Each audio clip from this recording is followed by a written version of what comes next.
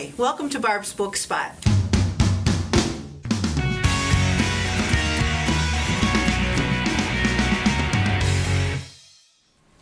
Hi, welcome to Barb's Book Spot. Today I'd like to talk to you a little bit about early chapter books, or let's say chapter books for early readers.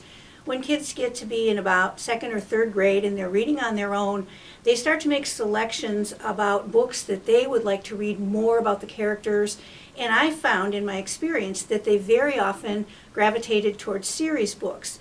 Once they get to know that character, they get to know that setting, a little bit of the work is done, and now they can go on and learn about further adventures, meet new characters within the same context, and kids seem to like them. And in my experience, they also like to read them in order, and they want the next book as soon as it comes out. So I'm finding that doing a display of books for these early chapter books for early readers is helpful for our students here, and it might be helpful for you to know about some of the new series that are coming out. One that I like that has just come out recently is called Lola Levine Is Not Mean. Now Lola is an interesting character because her father is Jewish and Christian, and her mother is Peruvian and Catholic. Her father stays home and works. He's an artist. Her mother is a newspaper reporter, and she goes out to work every day. And Lola is an excellent soccer player. So we've broken a few stereotypes. I want to say that the multicultural and the mixed race and all of those things are absolutely secondary to the story. None of it's really important. It's just a family, and it's a girl who's very good at soccer, and because she's really good, she sometimes is rough on the field. They label her as mean.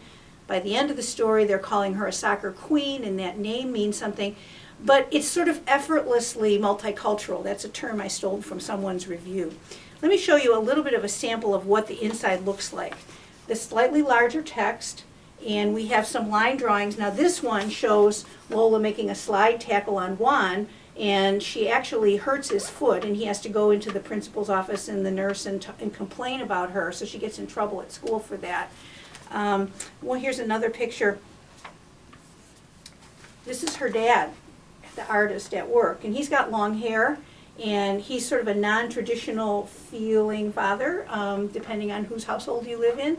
So what I really like about it is that we see all types and sizes and nature of people in this, but the story is about a young girl who's good at what she does, who's learning to be humble, who's learning to get along with others, and it's a delightful book for young readers.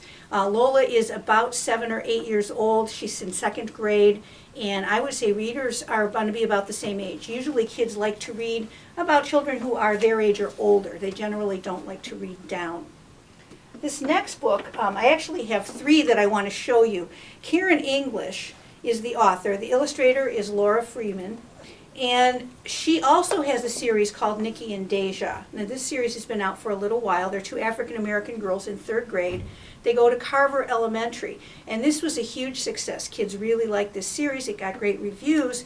Well, recently she's come out with a new series called the Carver Chronicles. And each book features a different character at the same school, Carver Elementary. And the characters are all different types and kinds. So far, I think there are 3 books out. We only own 2, so I've only read these 2.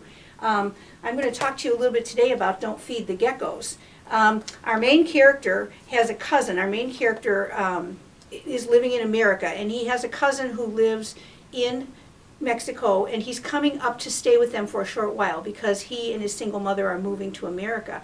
And he doesn't get along with his cousin very well. He's afraid he's going to wreck things, he's going to overfeed the geckos, he's going to wreck the ant farm, and he's just not quite sure how cool that's going to be. So the 2 boys have to get to know each other, they have to share a bedroom for a while, and it's all about that sort of getting along, growing up, almost like having an instant sibling, a sibling rivalry kind of feeling, you know, who's more popular at school.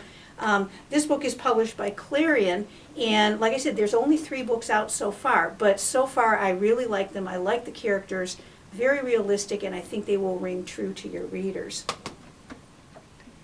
Violet Mackerel. Now this is an interesting book. The author is Anna Branford, and it's illustrated by Ilana Allen. It's an Australian author, but the book is set in America, and the character is she's just a lovely girl. She's a single parent, single mother, and she has 2 siblings who are older. Violet is about 7 or 8, and her mother after father has gone or died, we're not quite sure yet where he went, she knits, and so she sells her knitting at a craft fair every week, and the whole family has to go while she's setting up her booth. The other kids sometimes find things to sell, and Violet is looking for her treasure because she sees a little bird that someone else has that she would like to buy, and she's looking for ways to make money and to come into her own, to be creative and find a way to get that bird. This has lovely line drawings. They accompany the text, and I love the way this illustrator kind of blends them right in with the text. Slightly larger face text, again, about a second grade reader. I'm thinking an emerging reader. Some full page spreads of pictures, so the book's not quite as long as it looks at first. I think that makes it very accessible as a chapter book for a young reader. It's not too much all at once. And the pictures do support the text. So Violet is learning to just be who she is, be creative, and solve her problems on her own. This is an interesting series, Tales from Maple Ridge. This one's called Logan Price Makes a Mess. There are about 3 or 4 of them out now.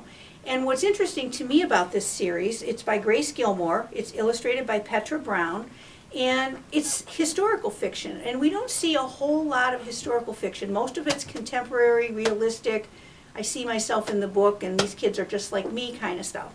This is set, I would say late 1800s, maybe early 1900s in a small farming community.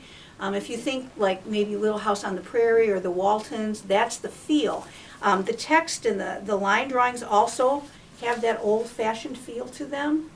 But Logan's a very real character, and he has real concerns about his family, in the need for money, the success of the farm, the need for everybody to participate and help with the jobs around the house, the importance of going to school. All of those things are in there, and he's very able to be identified with. So this is the first one, Logan Price Makes a Mess. And you might have some readers that really eat this up. They'll really like this. Jasper Jon Dooley's been around for, 2 or 3 years. This is the first book in the series. Jasper Jon is about in 2nd grade.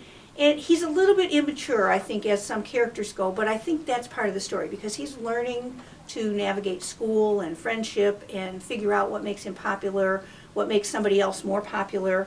This is written by Carolyn Adderson and illustrated by Ben Clanton. And in this book, Star of the Week is something that each of the children get to be. 1 week out of every school year, they get to be Star of the Week, and they get to bring their show and tell, and they get to have their name on the board with a star, and they get to share something about something that went on at home.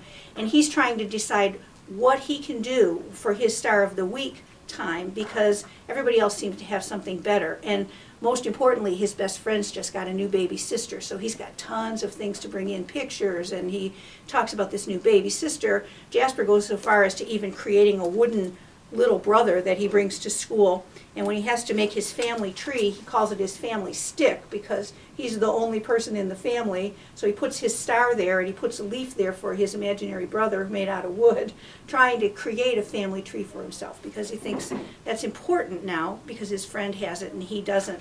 So typical growing up things for a young boy. I'll show you one of the other illustrations in the book.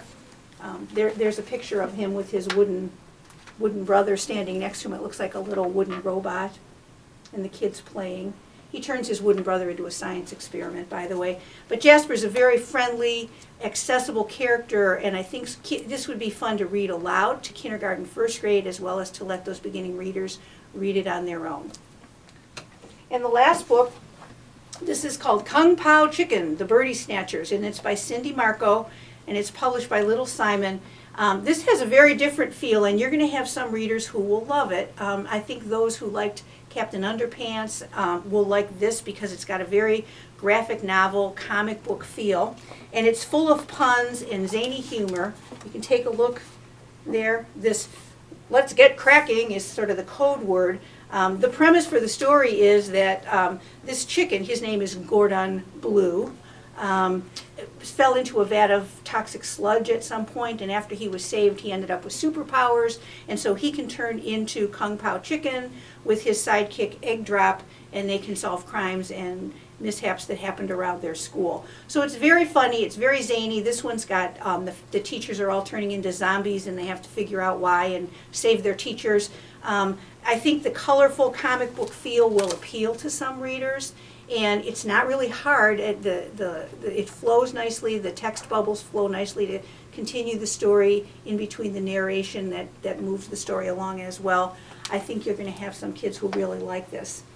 I didn't spend a lot of time mentioning authors and illustrators and publishers because there's an annotated bibliography on our website on oakland.edu/ERL, and you can look for the bibliographies page. All of these books and many more are mentioned by series title and then a little bit about what it's about, and you can get all the specifics for these books there. And one other book I'd like to mention to you, on our reference shelf, we have this popular series fiction for K through 6 readers. Now, this was published in 2009 by Libraries Unlimited, but what it does is it recommends series fiction for various age levels, and it organizes it by the title of the series. Let me show you a sample. So for example, if you're familiar with the Judy Moody books, you can see them listed here all in order. And you remember I said how students really like to read them in order, and they ask you, what's the next book? When's the next one coming out? What's it titled? You can maybe find it here, or at least get them started with the correct #1 book so they can keep their characters in order. This is indexed by author, by title, by subject, by recommendations for boys and girls in the back, and then along the way each series has a little recommendation for who they think the readers might be. They use reliable review sources. All of the front matter explains how they categorize and where they get their information to base their reviews on. But I found it really helpful, and it gets you started in a lot of series. I don't know that a 3rd edition has come out yet. This is the 2nd edition. But I would welcome it because I think it would continue the great work that's in here and maybe include some of these newer series that might not be in here yet because they've been published recently. On display in the ERL right now are all of these early chapter books, so if you get a chance to stop by, welcome. We'll include some pictures in this book spot of the display. And until I see you again, happy reading.